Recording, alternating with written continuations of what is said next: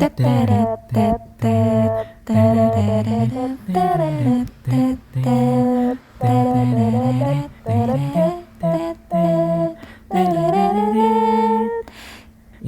podcast nasional. Selamat datang di podcast nasional, podcast PJPN terbesar di Indonesia dan mungkin se-Asia. Asik. Amin. Masih tetap bersama kita. Saya Maya Larasati. Saya Khalda Afifah Haris. Saya Muhammad Yusa Firdaus. Halo teman-teman, gimana kabarnya nih? Kan hari ini kita nggak ketemu sama sekali. Ketemunya sekarang nih. Ya ketemunya Padahal kan baru gini doang. aja kita nggak ketemu. Iya. Kita juga nggak pernah ketemu sebenarnya. Basa-basi Bu. Nih Bu. Iya ya. Terus kan ini kita podcast malam nih. Udah pada Betul. makan belum? Udah Ya lah. sih, udah barusan. Udah pada makan.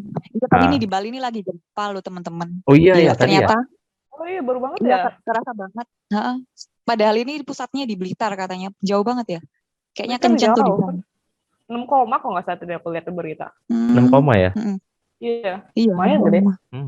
Tapi emang tadi bisa makan ya nggak kalau dari- nggak goyang kan makan nggak goyang. nggak makan, saya lagi diet nih. Oh diet oke. Seriusan. Udah makan. Ngomong-ngomong, kita kan ini kelompok Latsar nih. Hmm. Bahasan yang Iya, lagi banyak heeh. diperbincangkan pada saat Latsar ini apa sih? Iya. Kalian tahu nggak sih? aneka. Kayaknya sih nilai aneka.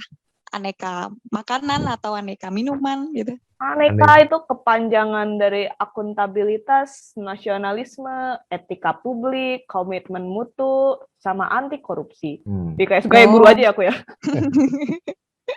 Enggak kok Ibu Guru. Itu maksudnya apa sih ya? Aneka, nilai-nilai itu tuh. Yang dimaksudkan itu apa sih? Buat apa gitu nilai-nilainya itu? Kalau saya sih waktu kemarin ya selama Latsar Agenda 2 ini yang ditangkap aneka tuh kayak dasarnya ASN gitu. Jadi kalau misalkan kita mau jadi ASN, kita tuh harus megang banget si aneka ini. Awalnya kan waktu di Agenda 1 kan kita diajarinnya kan tentang bela negara. Nah, si aneka ini dia jadi kita tuh kayak lebih komprehensif aja, kita jadi punya pegangan yang lebih kuat untuk jadi ASN itu kayak gimana. Tadi kan ada akuntabilitas, nasionalisme, etika publik, komitmen mutu, sama anti korupsi. Nah itu tuh pokoknya nilai-nilai itu harus dipegang banget supaya kita bisa jadi ASN yang the best lah. Oh mantap. Ngomong-ngomong tentang aneka nih, menurut kalian nih, apa ada nggak sih pengalaman yang kalian pernah lakuin di Latsar atau di luar Latsar ini yang berhubungan sama nilai-nilai aneka gitu? Boleh cerita-cerita nih bareng-bareng nih. Kalau aku nih, kayaknya sih ada hubungannya sama nilai aneka. Minggu kemarin kita tuh ada pengumpulan tugas. Jadi setiap kita ada materi, kita setiap hari ada tugas. Nah, salah satu tugas itu pengumpulan RABN. Kalian juga ngumpulin kan itu? Iya. Iya. Nah, itu Iya, kan ngumpulin. tentang rencana tentang 30 hari kita melakukan bela negara. Nah, saya kira itu dikumpulinnya setelah kita selesai 30 hari itu. Ternyata rencananya juga dikumpulin, gila. Padahal itu udah seminggu lewatnya. Aku tahu dari temen aku yang sekarang lagi ngelakuin materi itu dan mau ngumpulin, tanya ke saya, kirain nggak dikumpulin, ternyata panik, tanya ke Bu Indra itu peminat kita ya di Latsar ini. Itu kayaknya masuk akuntabilitas nih, kayaknya saya nggak menunjukkan nilai akuntabilitas, bener nggak sih? Iya sih ya. Semangat Mbak Maya. Semangat, tapi untungnya sih kayaknya Bapak pembinanya itu, Bapak pematerinya baik banget, masih suruh kumpulin, tapi nggak tahu nih nilainya, tapi yang nggak tahu lulus atau enggaknya nih saya nih. Kira-kira kalian ada nggak pengalaman atau mau yang diomongin tentang nilai aneka sendiri itu? Aku mungkin pas syuting PBB ya. Syuting PBB kan itu untuk menunjukkan kesiapsiagaan bela negara kita. Nah karena kita Latsarnya online, jadi kita kan nggak bisa PBB bareng-bareng ya. Akhirnya syuting PBB sendiri-sendiri. Nah itu sebenarnya pas syuting itu agak nggak jelas. Saya yang gerak, saya yang kasih komando sendiri, diliatin orang diketawain. Tapi ya gimana lagi untuk menunjukkan rasa nasionalisme saya ya saya saya harus laksanakan gitu. Mantap. Mantap kan. Waktu itu yang nyutingin siapa itu, Kak? Teman saya. Temen Anggota lagi di kelompok jalan sebelah. atau di mana gitu? Nggak nyari tempat sepi gitu? Itu di tempat sepi sih, di atas, di rooftop. Terus itu kan lagi panas-panas, lagi puasa. Ya. Wow, keren. Puasa-puasa panas-panas. Iya. Nggak haus itu? Haus lah, Mbak. Haus banget. Saya masih manusia, Mbak. Masih manusia. Kalau Mas Yusa ada nggak pengalaman kayak kita nih? Pengalaman ya, apa ya? Kalau pas lacar sih banyaknya lebih ke pengalaman ini ya, apa, tidur telat, terus apa lagi ya? Wah pokoknya ini sih, Tidur telat? iya tidurnya telat. Jadi Kenapa kok bisa tidur telat, Kak? wah kan kemarin sih tugasnya kan ini banget ya, lumayan banyak. Agenda 1 udah lumayan, terus agenda 2 juga sekarang lagi. Kemarin pas agenda 1 kan kebagian ngedit video kelompok tuh, terus waktu pas ngerjain video yang individu juga, wah itu ini sih lumayan minta waktu. Sebenarnya yang bikin ini karena ini ya, karena bareng-bareng selain ngerjain tugas lacar, di rumah juga ada tanggung jawab lah ya, sama istri sama anak di rumah. Itu harus bagi-bagi waktu juga kadang. Ya itu bikin ya emang harus bisa bagi waktu sama keluarga kapan, sama tugas kapan. Ya mungkin kalau misalkan yang masih pada single bisa lah ya fokus gitu untuk ngerjain tugas. Tapi kalau yang udah berkeluarga, wah ini emang ekstra sih. Ya lumayan lah itu pengalamannya. Semangat semoga berkah gitu ya. Amin. Tapi itu demi kelompok loh Mas ya. Oh iyalah jelas lah Demi bangsa kelompok dan rela negara itu. berkorban berarti itu.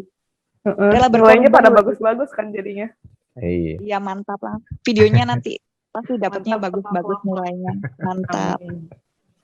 Mantap calon presiden nih. Amin. BTW presiden tadi apa sih? Mas Yusa menunjukkan nilai apa ya?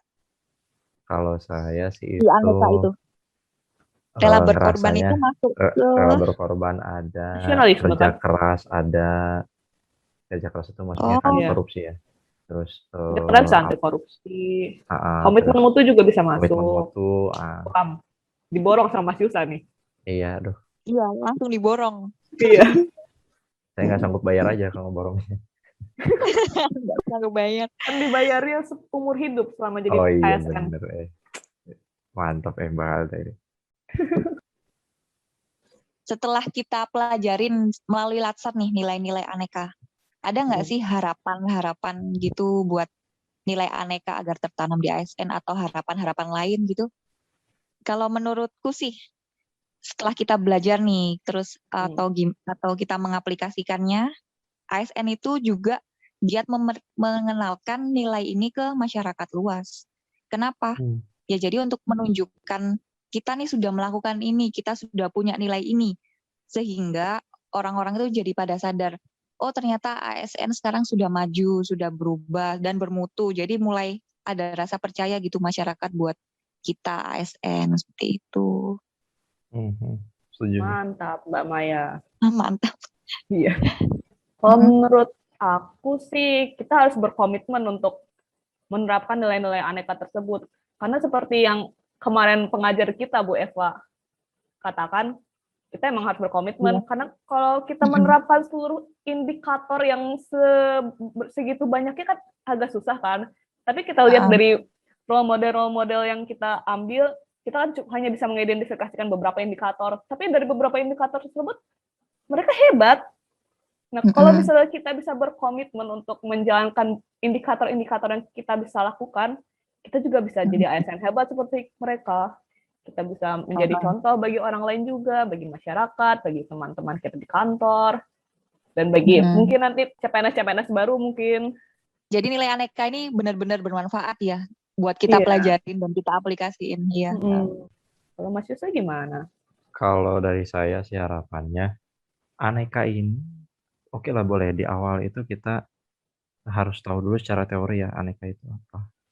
Tapi saat nanti kita udah beneran jadi PNS nih, harapannya ya kita beneran bisa menerapkan aneka itu kayak kalau misalkan kita lapar ya makan gitu. instingnya kayak gitulah. Jadi kayak aneka itu udah, oh kalau misalkan saya nggak ngelakuin ini, saya berarti harus nginget lagi aneka apa nih yang belum saya lakukan, baru dilakukan. Ya harapannya aneka itu bukan hanya sebagai suatu yang sifatnya teoritis atau hafalan atau bahkan hanya pemahaman konsep aja gitu. Kayak misalkan kita tahu matematika, kita paham konsepnya, waktu pas soalnya diganti-ganti, kita tetap bisa nyelesain masalah itu. Kemarin Bu Eva sempat sih ngomong kayak gitu. Menurut saya justru lebih kalau bisa harapan saya itu lebih dari itu, nggak hanya pemahaman tapi jadi insting. Kalau insting kan tanpa kita belajar, kita tuh udah tahu, oh ada hal yang kurang nih, oh kurang nerapin anekanya. Harapan saya sih justru jadi insting aneka itu, bukan hanya sekedar pemahaman. Itu sih. Jadi insting kayak misalnya kita lapar nih langsung makan gitu. Langsung makan, itu kan nggak harus belajar, itu kayak naluriah, alamiah gitu kalau kita ngerasa, oh ini ada yang kurang, oh ternyata saya belum nerapin aneka. Iya bagus banget. Closing statement yang bagus itu. Jadi karena kita sudah panjang ngobrol ya, dan nanti orang-orang pada gak mau dengerin lagi kepanjangan. Jujur aja. Semoga tidak menjadi podcast yang tidak jelas ini. Semoga teman-teman yang dengerin podcast ini tuh benar-benar tercerahkan ya tentang nilai aneka SN bahasan kita hari ini. Terima kasih buat Mas Yusa sama Mbak Kalda sudah sharing.